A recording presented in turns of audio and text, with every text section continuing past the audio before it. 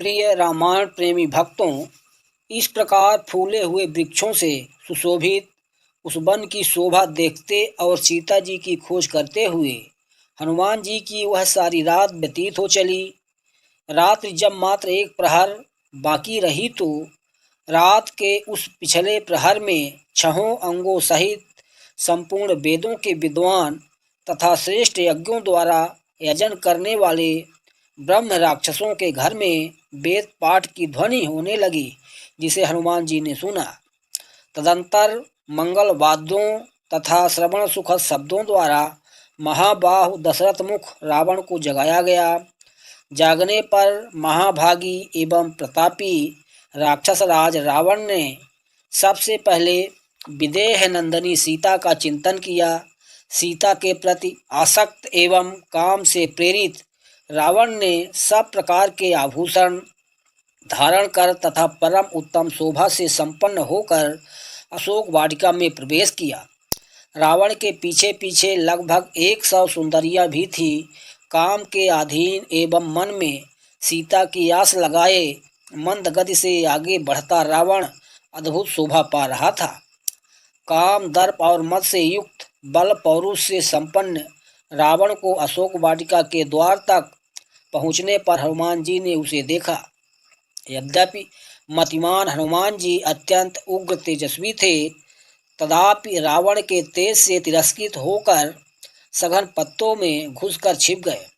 सुंदरी राजकुमारी सीता ने जब उत्तमोत्तम आभूषणों से विभूषित तथा रूप यौवन से संपन्न राक्षस राज रावण को आते देखा तो वे प्रचंड हवा में हिलने वाली कदली के समान भय के मारे थर थर कांपने लगी। सुंदर कांति वाली विशाल लोचना जानकी ने अपने जंघाओं से पेट और दोनों भुजाओं से शरीर को छिपा लिए और उदर करने लगी। निशाचरियों से घिरी आसन रहित भूमि पर शोक विह्वल दीन सीता को रावण ने ध्यानपूर्वक देखा, जो दृष्टि नीची किए एकटक पृथ्वी की ओर देख रही थी। ऐसी दुखी जानकी के पास आकर लंकापति रावण हंसता हुआ बोला, हे मृगनयनी, मुझे देखकर तू अपने शरीर को छिपाने का प्रयत्न क्यों कर रही है? स्मरण रख, तेरी इच्छा के बिना मैं कदापि तेरा स्पर्श नहीं करूँगा। तो मुझ पर और मेरे कथन पर विश्वास रख और इस प्रकार दुखी होकर आंसू मत बहा। तेरी यह मलिन आभूषण रहित वेशभूषा देखकर मुझे अत्यधिक पीड़ा होती है। तू संसार की सुंदरियों में शिरोमणि है। अपने इस सौंदर्य तथा यौवन को व्यर्थ नष्ट मत होने दे। यदि एक बार यह यौवन नष्ट हो गया तो फिर लौट कर नहीं आएगा। मैं फिर कहता हूँ, तू विश्व की अनुपम सुंदरी है, विधाता की अद्वितीय सृष्टि है। तेरे निर्माण में ब्रह्मा ने अपना सारा कौशल और चतुराई लगा दी, इसीलिए तेरी रचना में उसने किसी प्रकार की कोई कमी नहीं रखी है। तेरे किस किस अंग की मैं सराहना करूं? जिस अंग पर दृष्टि पड़ती है उसी पर अटक कर रह जाती है। मैं तुझे पूरे हृदय से अपनाना चाहता हूँ।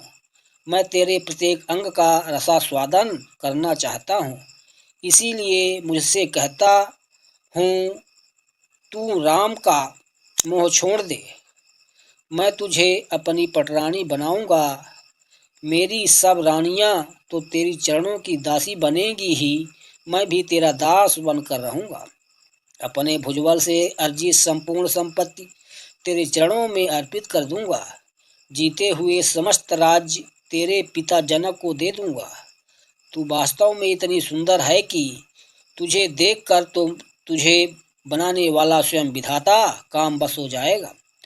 मेरी तो बात ही क्या है, इसलिए तू मेरी बात स्वीकार कर ले। राम से भयभीत होने की आवश्यकता कोई नहीं है।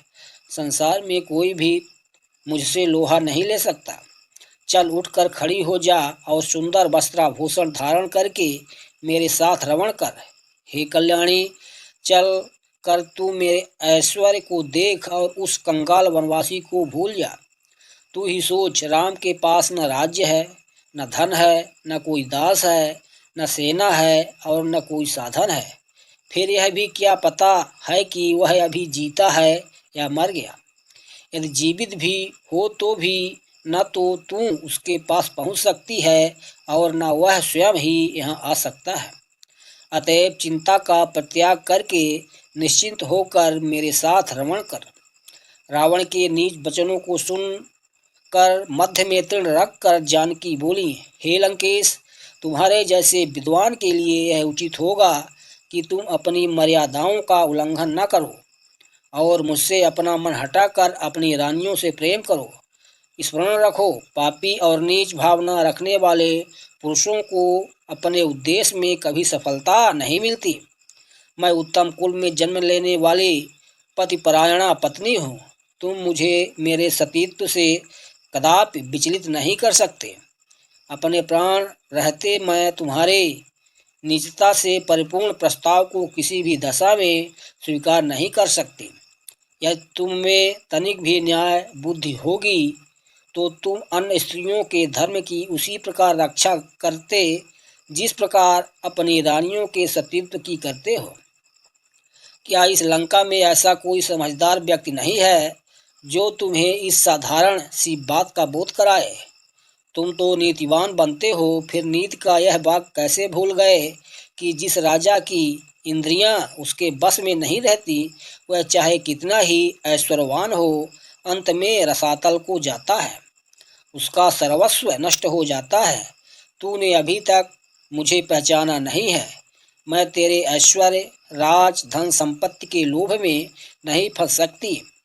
तेरा यह कहना भी एक व्यर्थ का प्रलाप है कि मैं रघुकुलमणि रामचंद्र जी से नहीं मिल सकती। अरे मूर्ख, वे तो सदैव मेरे हृदय में निवास करते हैं। मुझे कोई उनसे अलग नहीं कर सकता। मेरा उनका ऐसा अटूट संबंध है जैसा कि सूर्य का उसकी प्रभा से। इसलिए मैं उनकी ही हूँ और सदा ही उनकी रहूँगी।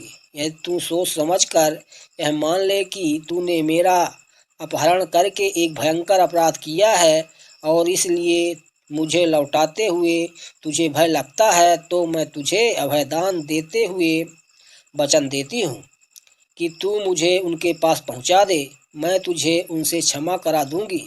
यदि तुम अब भी अपनी हठ पर अड़े रहे तो विश्वास करो कि तुम्हारी मृत्यु निश्चित है और तुम्हें उनके बाणों से कोई नहीं बचा सकता।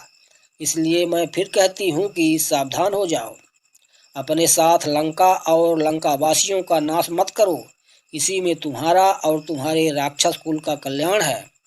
दोस्तों, आगे का भाग देखने के लिए कृपया चैनल को लाइक और सब्सक्राइब कर लें।